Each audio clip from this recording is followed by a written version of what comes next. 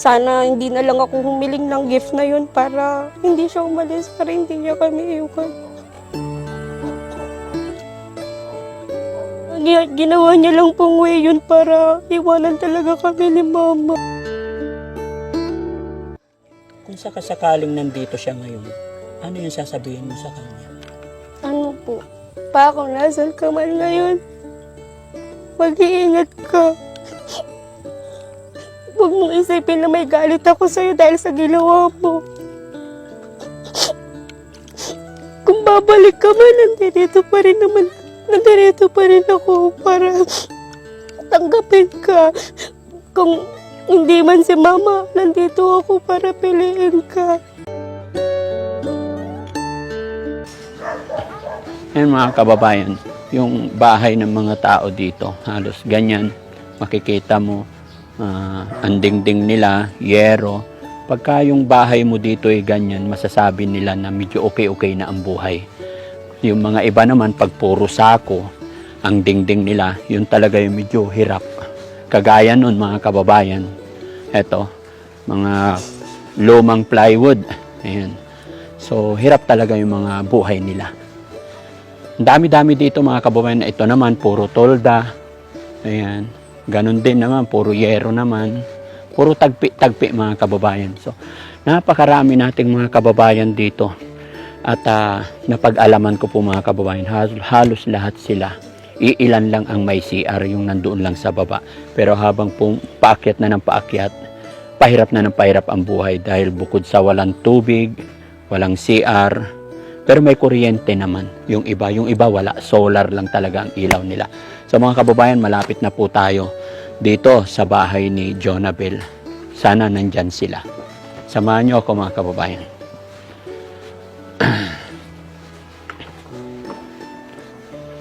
Hello, Nay. Good morning. Ay, kumusta po? Ano ginagawa ni Nanay? Hugas po ng mineral. Bakit niyo hinuhugasan yan, Nay? Para malinis po. Pag ibininta, mas mahal ang bili. Pag malinis, mas mahal. Opo, 17 ang kilo. 17 pesos per kilo. Opo. So, paano hanggang sa ilalim na, gaganyanin mo pa? Pagka hindi nalinis na, magkano? Pagka marumi na, 10 lang po. Kaya hinililinis nyo na lang. So, yung ganyan, Okay na yan. 17 na yan per kilo. Lagi-lagi ka nag-iigib. Sanay na rin. Sanay na din po. Malayo ba igiban dito? Doon po sa dulo. Ano yun? Balon? Opo. Hindi pa ba umaabot ang tubig dito yung nawasa? Wala. Abot naman po kaso wala lang po talaga kaming budget para sa Magpakabit. Opo. So, halos, pati yung mga kapitbahay, nag-iigib din. Opo. Kadalasan po, yung mga nandoon. Nag-iigib. Opo. Pwede ko ba makita kung saan ka nag-iigib? Opo, okay lang Pwede po. ba kami sumama? Opo. Sige, Okay. makita ko nga yung balon. Mga kababayan, Tara po. tignan natin yung balon. Okay na, samahan kita. Ay, Ayan. thank you po. Isa tayo. Ang sipag na niya mga kababayan. No? Tawag nito. Bago ka aalis, Nagaano po ako. pupunuin mo muna yung mga timba. Opo. Dito po tayo. Ay, dito. Opo. Pababa. Opo. Sige, hindi ba maputik? Hindi naman po. Hindi naman. Kakaiba to mga kababayan, no?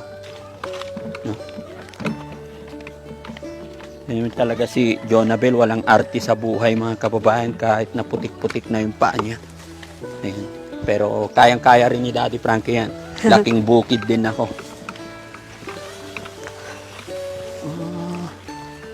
So sa balon, libre. Opo, libre. Galing. Napakahirap naman ng ano nyo. Sitwasyon nyo dito. Nandun Tapos 2 timba pa yung bitbit mo. Opo. Ganito kadulas. Minsan po, iniisa-isa ko po siya para makaakyat.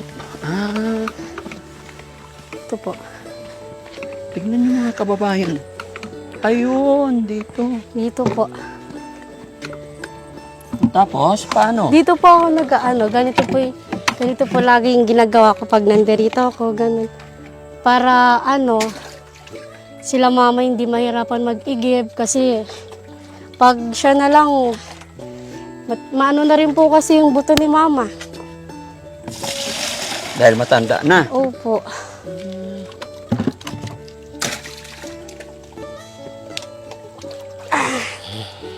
Ito panghugas lang to. Opo. Ano po, panghugas po sa PT, tapos minsan pangligo, ganun. Ano po kasi, pag maliligo po kami, minsan ito ginagamit namin. Kalahati, tigkakalahati po minsan yung pinapangligo namin. Isa pong malinis, tapos kalahating malinis, tapos kalahating ganito po. Pag naliligo po kami, lagi po namin hinuhuli yung malinis, para kasi medyo makitid po kasi po minsan sa katawan. Makati. Mas lalo pag hindi po sanay. Oo, may dilaw eh. Opo.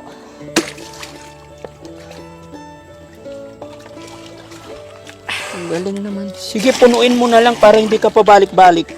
Kami ang magdadala. Yun na lang yung maliit na balde ang dalhin mo. Sige po. Mga kababayan, yun yung bundok-bundok, pero hindi naman delikado dito pag gabi. Hindi naman po. Sanay ka na. Opo. Mag-iingat ka dito, ha? Opo.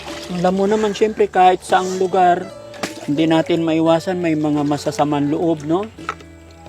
Kadalasan po talaga.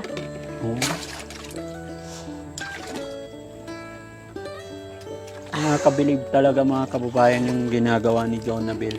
Bihira na yung mga batang ganito na hindi iniinda yung mga ganito. Kalain nyo, paakyat pa doon.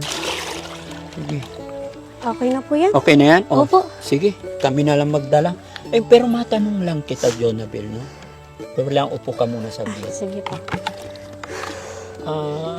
Bakit ganoon ka kapursigido talaga? Kasi nakikita ko na habang, mga kababayan, no? Habang kinakausap ko si Jonabel, habang nakikita ko yung mga ginagawa niya, talagang napapahanga ako kasi parang hindi ko makita sa kanyang sarili yung pagod, although talaga yun nga lang, napapabilib ako kasi hindi ko siya nakikitaan ng panghinaan ng loob. Napaka masipag na bata. Tignan niyo po, siya yung mag-iigib bago daw siya kasi aalis. Umalis po. Pauwi ng Manila. Bago ka bumalik ng Opo. Manila.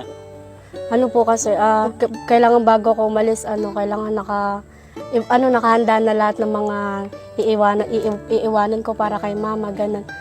Katulad na lang nitong pag-iigib kasi lalo na malayo, tapos yung mga daan-daan pa, delikado kasi yung minsan madulas, ganun. Last time po na dito si mama na dulas, kaya yung part na yun na nakita ko sa kanya kasi sobrang hirap na rin siya pag sa ganitong bagay. Kailangan talaga ako na kasi hindi niya na rin po kasi talaga kaya. Tapos naawa na rin po kasi kay mama kung siya na rin gagawa nito. Nabalitaan ko yung asawa ng mama mo, stepfather mo yun? Opo. Yung real na biological father mo, nasaan na siya? Ano po? Wala na po siya. Since grade pa lang po ako, grade 4. Nasaan siya? Po? Umalis siya, gawa ng nahihirapan na siya sa sitwasyon namin. Parang hindi niya kami kayang panindigan ni mama, ganun. Ay, bakit ganun? Po siya, umalis po siya nung saktong birthday ko. Sabi niya sa akin, bibili lang siya ng gift. Tapos sabi ko, sana hindi na lang ako humiling ng gift na yun para hindi siya umalis, para hindi niya kami iukan.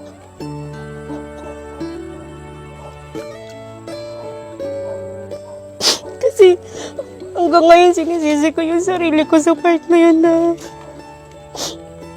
sana hindi na lang ako humiling para hindi mangyari yung bagay na yun. Humingi ka ng gift, umalis siya para maghanap. Opo, pero hindi pala yung Hindi yun na hindi yung reason niya, kundi umalis talaga siya para Ngayon, ginawa niya lang pong way yun para iwanan talaga kami ni mama. iniwan talaga kayo. Opo, Asaan na siya ngayon? Alam mo kung nasaan? hindi po. Wala kang contact sa kanya? Sa tingin mo, nag-asawa siya noon? Hindi ko din po alam kasi last year lang din po nalaman ko na nandun siya sa malayong lugar, tapos may yung naano ko lang po na may pamilya na daw siya, ganun. Pero yun lang yung huli kong nabalitaan tungkol sa kanya, kasi hindi ko na rin po kasi siya masyadong nakakausap kasi nga malayo, tsaka hindi ko rin po alam kung saan siya ngayon. Ano pangalan ng tatay mo? Teodoro Fuentes po. Kung sakasakaling nandito siya ngayon, ano yung sasabihin mo sa kanya? Kung bakit siya sumuko, kung bakit niya nagawa yung bagay na yun. Kausapin mo siya, baka sakaling mapanood niya yung video na to. Pa, kung nasan ka man ngayon, mag-iingat ka. Huwag mong isipin na may galit ako sa'yo dahil sa ginawa mo. Kung babalik ka man, nandito pa rin ako para tanggapin ka. Kung hindi man si mama, nandito ako para piliin ka. Nangangarap pa rin bang mabuo yung pamilya niyo? Nangangarap ka pa rin na bumalik siya?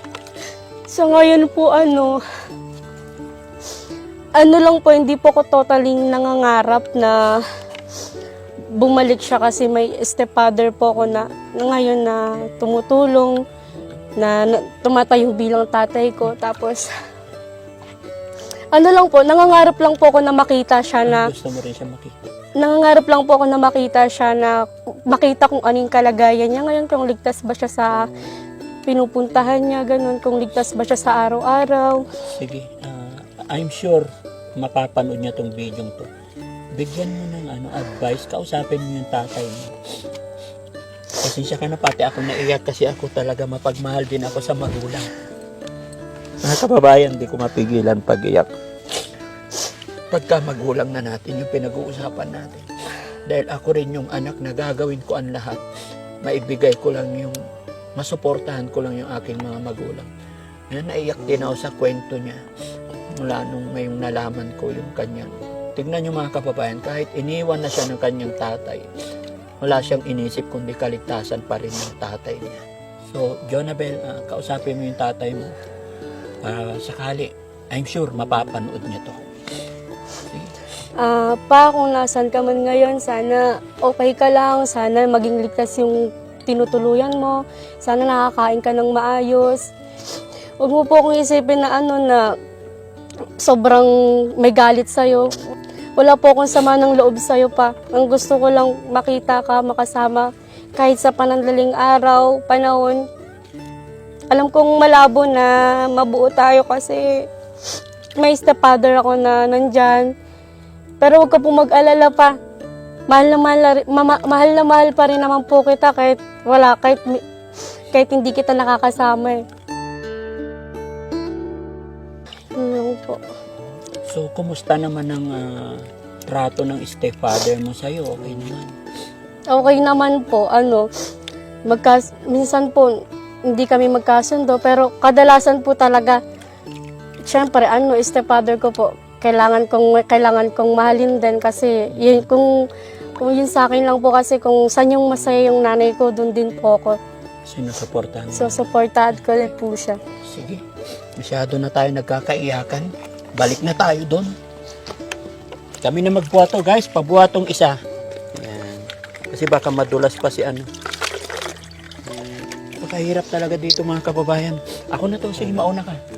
Sige. Kaya ko to. Napaiyak lang ako, pero kaya ko. Sanay ako sa bundok. Oh, tignan mo, nadulas na. Ay, una po kayo. Hindi, okay lang. Susundan kita.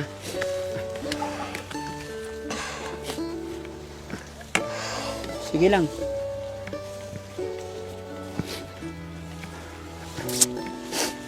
Sinipon tuloy ako.